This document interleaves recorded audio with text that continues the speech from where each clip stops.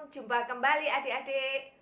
Pada pagi hari ini kita jumpa kembali dalam ibadah kelas praremaja kita hari Minggu tanggal 22 November 2020. Saya berharap kalian semua baik-baik saja, penuh sukacita, tetap semangat beribadah, ya. Nah, sebelum kita memulai ibadah kita lebih lanjut, mari kita bersama-sama bersatu hati, merendahkan diri di hadapan Tuhan, kita mempersiapkan hati kita. Mari kita masuk dalam doa. Bapa di surga, terima kasih kalau pada pagi hari ini Engkau boleh mengumpulkan kami untuk bersama-sama beribadah. Walaupun melalui ibadah online, tetapi kami tahu bahwa Tuhan selalu hadir dimanapun kami merindukan kehadiran-Mu. Tuhan, kirimkan Roh Kudus-Mu kepada kami, supaya kami dapat memuliakan Engkau melalui puji-pujian yang kami naikkan, supaya pujian yang kami naikkan menjadi suatu persembahan yang harum untuk kemuliaan nama-Mu. Dan kami juga mohon urapan Roh Kudus-Mu untuk membuka hati dan pikiran kami untuk belajar akan kebenaran firman Tuhan. Terima kasih Tuhan. Di dalam nama Tuhan Yesus kami berdoa dan mengucap syukur. Amin. Adik-adik, mari Lose mengajak kalian semua untuk memuji Tuhan melalui suara kita. Mari kita bersama-sama menyanyi, memuliakan Tuhan dengan sebuah lagu pujian, Roh-Mu yang hidup.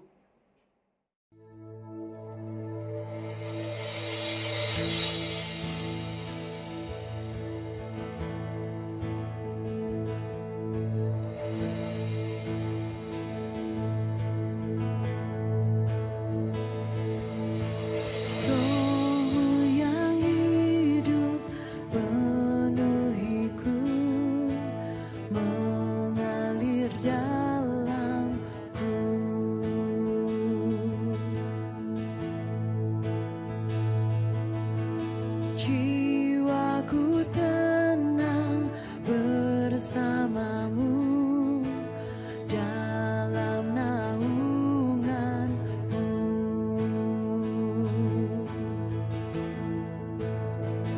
Ku buka hati untuk jamahan-Mu, berserah penuh di hadirat-Mu.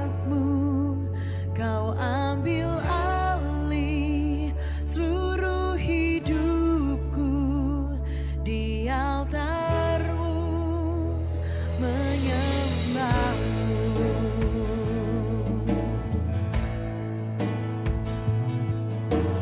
Roh-Mu yang kudus, pulihkanku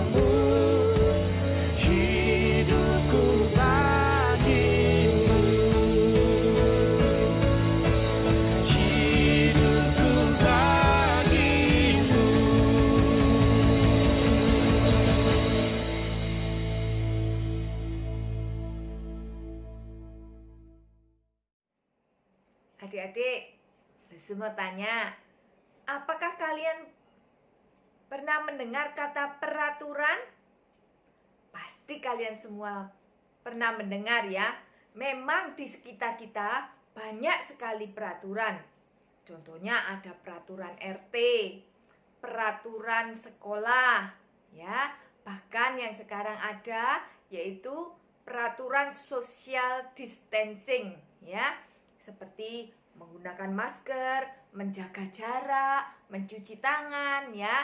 Nah, peraturan itu banyak sekali di sekitar kita. Bahkan di dalam keluarga pun ada peraturan. Mungkin di dalam biasanya di dalam keluarga peraturan itu tidak tertulis seperti kalau di sekolah.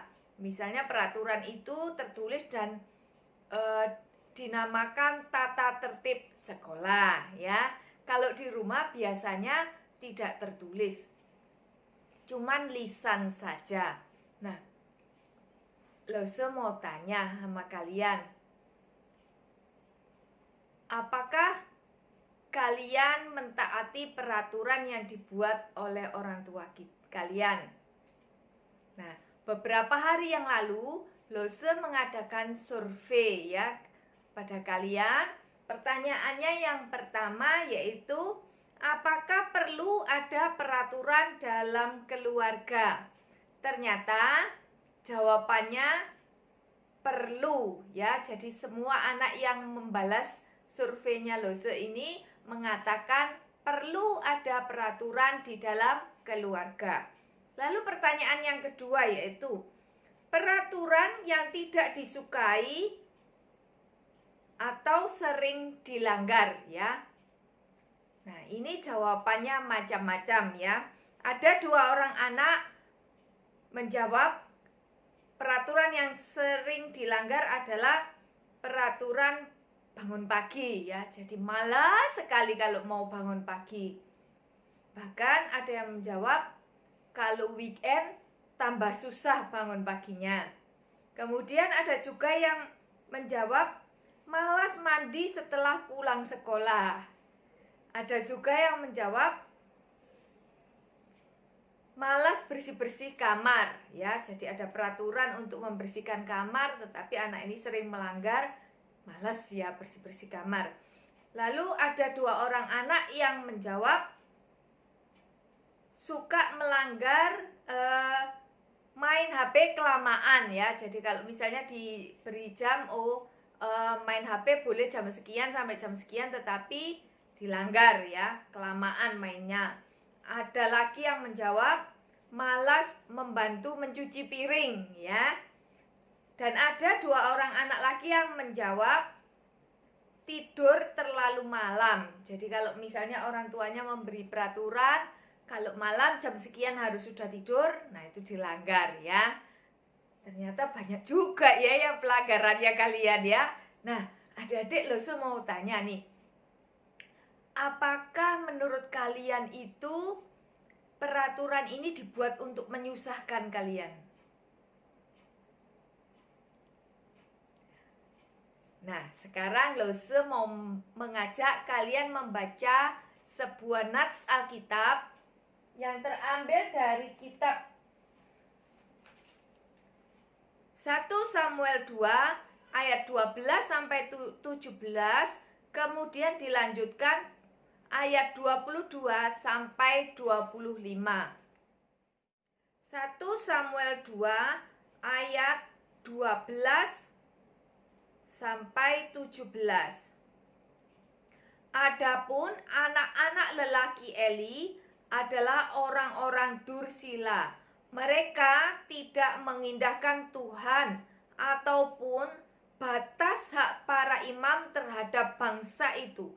Setiap kali seseorang mempersembahkan korban sembelihan, sementara daging itu dimasak, datanglah bujang imam membawa garpu bergigi 3 di tangannya dan dicucukkannya ke dalam bejana atau ke dalam kuali atau ke dalam belangga ataupun ke dalam periuk. Segala yang ditarik dengan garpu itu ke atas, diambil imam itu untuk dirinya sendiri. Demikianlah mereka memperlakukan semua orang Israel yang datang ke sana, ke Silo. Bahkan sebelum lemaknya dibakar, bujang imam itu datang lalu berkata, orang yang mempersembahkan korban itu, berikanlah daging kepada imam untuk dipanggang, sebab ia tidak mau menerima daripadamu daging yang dimasak, hanya yang mentah saja. Apabila orang itu menjawab, bukankah lemak itu harus dibakar dahulu, kemudian barulah ambil bagianmu sesuka hatimu, maka berkatalah ia kepada orang itu, sekarang juga harus kau berikan, kalau tidak aku akan mengambilnya dengan kekerasan. Dengan demikian sangat besarlah dosa kedua orang muda itu di hadapan Tuhan, sebab mereka memandang rendah korban untuk Tuhan. Kemudian ayat 22 sampai 25. Eli telah sangat tua apabila didengar segala sesuatu yang dilakukan anaknya terhadap semua orang Israel, dan mereka itu tidur dengan perempuan-perempuan yang melayani di depan pintu kemah pertemuan. Berkatalah ia kepada mereka, mengapa kamu melakukan hal-hal yang begitu? Sehingga ku dengar dari segenap bangsa ini tentang perbuatan-perbuatanmu yang jahat itu. Janganlah begitu, anak-anakku. Bukan kabar baik yang ku dengar itu, bahwa kamu menyebabkan umat Tuhan melakukan pelanggaran. Jika seorang berdosa terhadap seorang yang lain, maka Allah yang akan mengadili. Tetapi jika seorang berdosa terhadap Tuhan, siapakah yang menjadi perantara baginya? Tetapi tidaklah didengar mereka perkataan ayahnya itu, sebab Tuhan hendak mematikan mereka. Adik-adik, tadi kita sudah membaca sebuah perikop tentang Imam Eli dan kedua orang anaknya. Ya, kalian tentu ingat siapa itu Imam Eli. Ya, Imam Eli adalah imam gurunya Nabi Samuel ya. Nah, adik-adik, Imam Eli ini diceritakan punya dua orang anak ya, namanya Hofni dan Pinehas. Zaman dahulu kalau papanya imam, maka keturunannya juga akan meneruskan jabatan papanya sebagai imam. Tetapi kenyataannya kedua anak Imam Eli ini mereka tidak taat. Mereka tidak seperti ayahnya yang memegang peraturan. Di situ dituliskan bahwa kedua anak Imam Eli yaitu Hofni dan Pinehas adalah orang yang dursila ya. Jadi diceritakan bahwa ketika bangsa Israel hendak mempersembahkan korban bakaran kepada Tuhan, tetapi kedua orang ini menyuruh bujangnya ya. Bujangnya itu berarti seperti pegawainya ya. Nah, pesuruhnya untuk mengambil daging.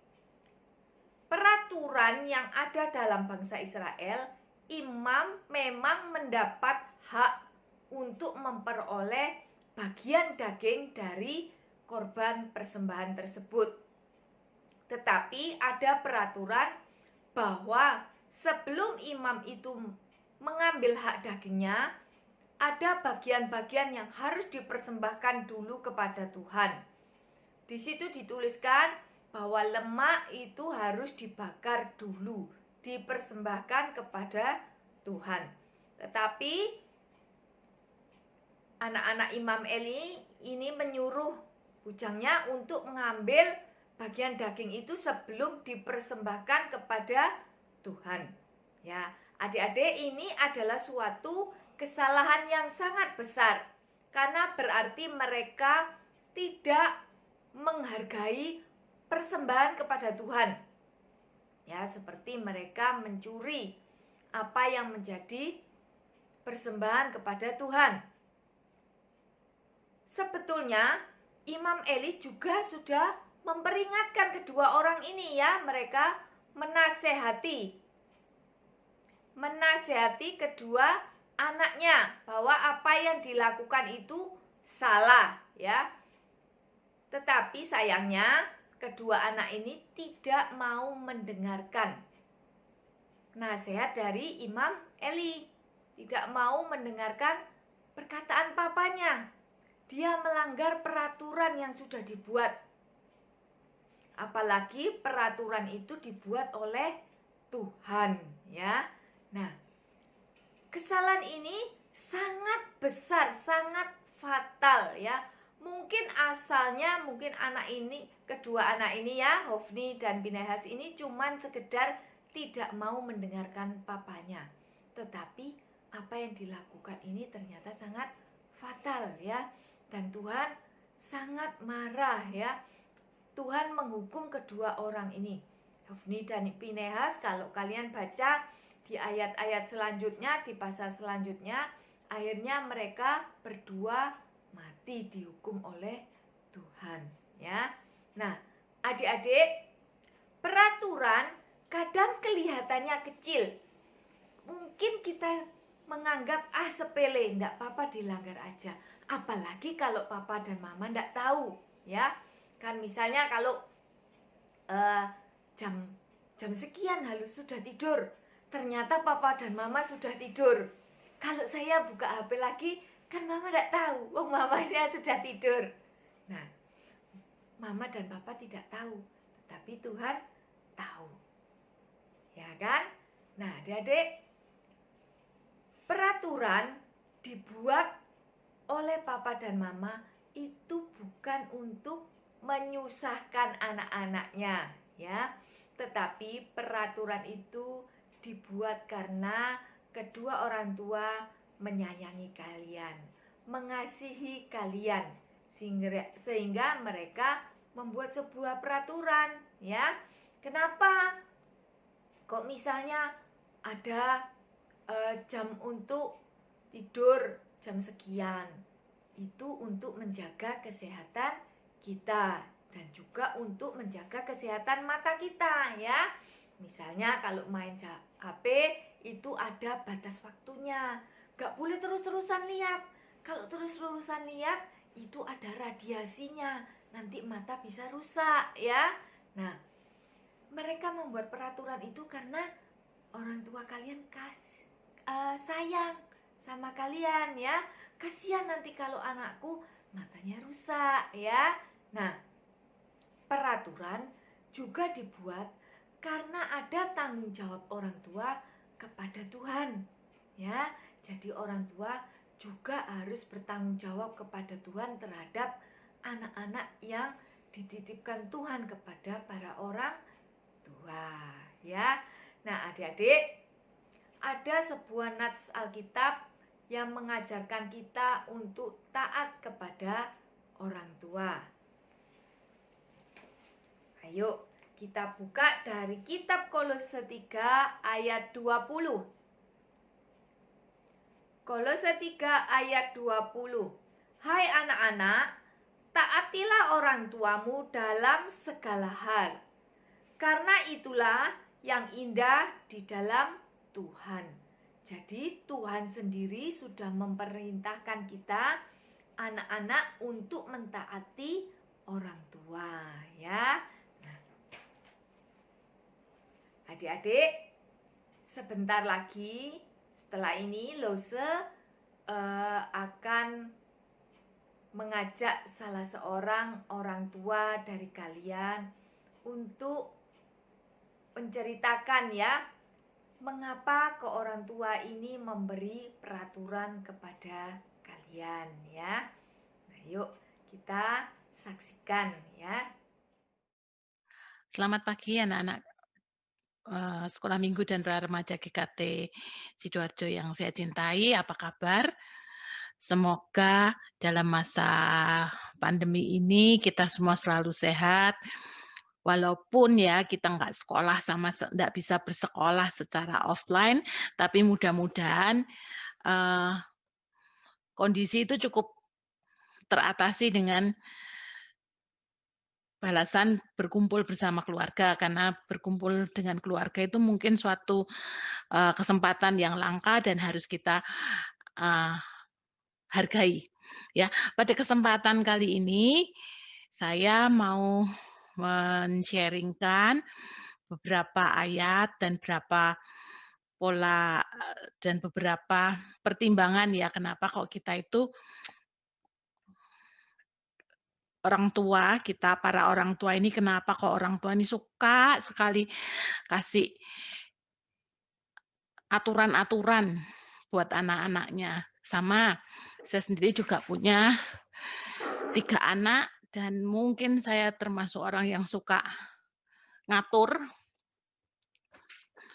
Karena apa? Karena papa mama ini sama Tuhan itu dititipi anak-anak yang manis-manis, yang ganteng-ganteng, yang cantik-cantik, yang punya masa depan cerah, ya. Nah, mulai dari bayi, anak-anak ini sudah dibimbing sama mama papa, dibesarkan ya, tapi kan ndak terasa.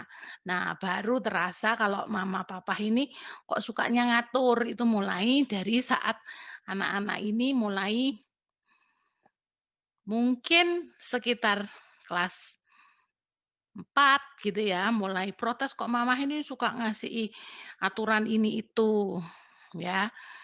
Suka ngajak kerja, nyuruh-nyuruh saya kerja, padahal aku ini kan masih bikin PR, aku ini masih ngobrol sama temenku, ya. Kenapa sih orang tua itu kok bikin aturan seperti itu atau ngasih tugas-tugas ya buat anak-anak? Karena gini adik-adik, kita itu, orang tua itu bertanggung jawab sama Tuhan. Jadi kita dititipkan saya dititipin anak-anak saya. Nah, adik-adik juga dititipkan sama mama papanya masing-masing. Jadi, kalau ada kurang benernya, ya kita para orang tua ini bertanggung jawab kepada Tuhan, ya. Kenapa sih kok mesti diarahkan seperti itu ya? Karena ada beberapa ayat ini, jadi saya mengambilkan beberapa ayat dalam firman Tuhan yang mengatakan bahwa anak-anak itu pada masa mudanya itu ya seperti anak panah di tangan para pahlawan. Jadi, eee, supaya bisa berguna dengan baik, anak-anak panah itu harus ditajamkan, ya, harus ditajamkan supaya kalau pada saatnya mau dipakai buat perang, ya, anak panah ini bisa berfungsi maksimal. Bayangkan kalau ada anak panah nih ya, ada anak panah, terus waktu pas mau ditembakkan ke musuh, nah manah itu kan susah ya, manah itu sudah susah. Nah apalagi kalau pas mau dipanahkan, kita bisa kena sasarannya, tapi anak panahnya ternyata tumpul. Bayangkan apa yang terjadi. Tidak ada gunanya kita ini perang, malah ditembak genti sama musuhnya nanti ya. Nah, jadi seperti itu juga karena anak-anak ini dititipkan pada kita, orang tua Kristen. Nah, kita bertanggung jawab kepada Tuhan untuk memperkenalkan yang namanya aturan-aturan itu. Toh papa mama ini ya, orang tua ini juga bikin aturan nggak ngawur, ya. Kita semua bikin aturan juga berdasarkan Alkitab, berdasarkan firman Tuhan. Memang untuk proses ditajamkan itu, anak panah itu kan ujungnya dari ini ya, dari logam ya. Nah, kalau dia ditembakkan ke sasarannya, misalkan musuh gitu, anak panah ini kan besi ini kan harus tajam di ujungnya, ya. Nah, untuk proses menajamkan itu, besi itu ujungnya harus dikikis-kikis, dipanaskan. Nah, sama seperti anak-anak tuh juga gitu, mesti dilatih mama papa, suruh bangun pagi, suruh cepet-cepet mandi, suruh bantu, ya. Waduh kok ndak enak toh Mah, wong temenku ndak disuruh bantu ini itu, kok aku disuruh bantu ini itu, ya. Sebetulnya mama papa ini kan bisa ya kerja sendiri, bisa loh kerja sendiri ya, justru lebih cepat kadang. Tapi kenapa kok kita itu menyuruh anak-anak mengerjakan ini dan itu, karena papa mama itu sayang sama anak-anak, ya. Kan ndak selamanya jadi anak-anak terus kan. Nah, kalau waktunya lepas dari mama papa, belum bisa melakukan apa-apa sendiri. Nah, itu kan yang rugi juga anak-anak sendiri ya. Jadi, eee, itu kurang lebih salah satu alasannya. Jadi kalau eee, kita baca Mazmur 127 ayat 4 ini nanti di situ lanjutannya adalah bahwa, eee, anak panah ini harus diisi penuh ya.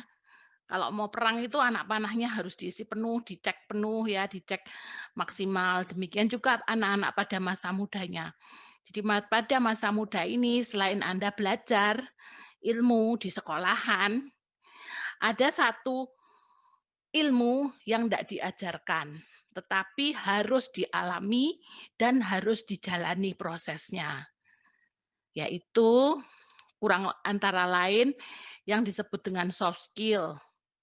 Soft skill itu keterampilan untuk hidup, daya juang, kerendahan hati, kelemah lembutan, ya, terus kerjasama, itu tidak diajarkan di sekolahan. Tapi itu sangat dibutuhkan dalam kehidupan. Baik kehidupan sekarang, waktu masih kumpul mama papa, atau nanti kalau sudah waktunya, Anda itu mandiri, kuliah sendiri di luar kota, kuliah sendiri di luar negeri, ya. Jadi seperti itu, harus bisa merawat diri sendiri. Oleh sebab itu, mama papa ini ngelatih adik-adik ini, anak-anak ini untuk bisa mandiri, ya. Itu salah satu alasannya. Terus yang kedua, karena mama papa ini ingin anak-anak itu kelakuannya tuh terus bersih, ya. Jadi mungkin ya rodok kepo-kepo, rodok cerewet gitu, "Ayo kamu chatting sama siapa? Ayo ojo handphone terus." Sama, tante juga kadang gitu sama anak-anaknya. Tujuannya apa? Tujuannya ingin melindungi, ya, karena sayang banget sama anak-anak ini, ya. Dan juga kita harus ingat, ada ayat di Efesus yang berkata, "Hai anak-anak, taatilah orang tuamu di dalam Tuhan, karena haruslah demikian." Demikian, eee, himbauan dari saya, pesan ya bahwa kecerewetan mama papa dan aturan mama papa itu adalah semuanya karena cinta sama anak-anak dan untuk bekalnya anak-anak. Terima kasih.